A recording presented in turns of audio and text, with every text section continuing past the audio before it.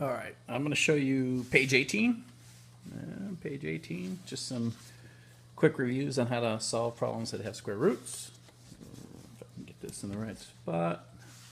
And how to solve problems that have fractions. So let's go ahead and find one with square root. This one's pretty good right here. With square roots, if you can, you want to isolate the portion of the equation that's in a radical. So on this problem, that would be the x plus 1.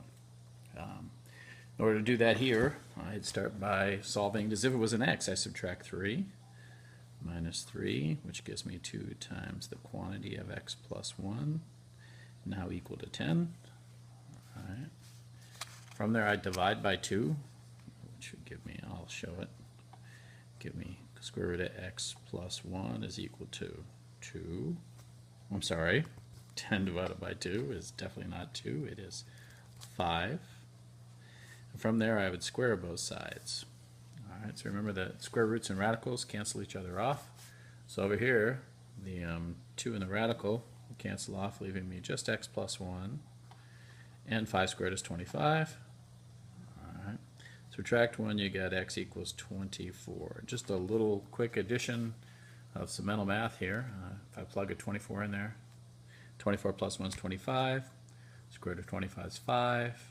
Times 2 is 10. Plus 3 is 13. And that would check out and work. All right, so solve for the square root portion first. Then square both sides to get rid of the radical. And solve from there. With fractions, let's find one with a good fraction in it. You know what? I'll do this one. I'll do 11. Let's make sure 11's on there. So probably the best way to solve these is to multiply both sides by something that removes the numbers in the denominator. In this case, I have a 2 in the denominator and an 8 in the denominator, so I'm gonna multiply both sides by a least common multiple. And it looks that both of them have a multiple of 8. Right, 8 times 1 when multiplied by 1 makes 8. 2 times 4 when multiplied by 4 makes 8.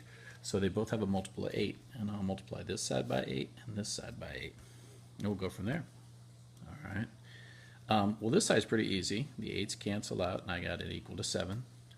And over here, if I distribute through, I've got 8x plus, and I'll go ahead and say this, 8x over 2. All right. Which 8x over 2 is really 4x, so I'd have 8x plus 4x is equal to 7, combined like terms. 12x equals 7, 12x equals 7. Divide by 12, we get x equals 7/12. Let's plug that in and see if it works. All right, hopefully you can see all that. So if I plug 7/12 plus 7/12 divided by 2 is equal to 7/8. Let's give that a shot. All right. This gives me 7/12 plus 7/12 divided by 2 is really 7/24. Half of 7/12 equals 7/8. All right. Let's go ahead and make this 14/24. So we can say 21/24 equals 7/8. And that's actually true. If I divide both of these by 3, it makes 7/8. So those are how to do the problems on page 18.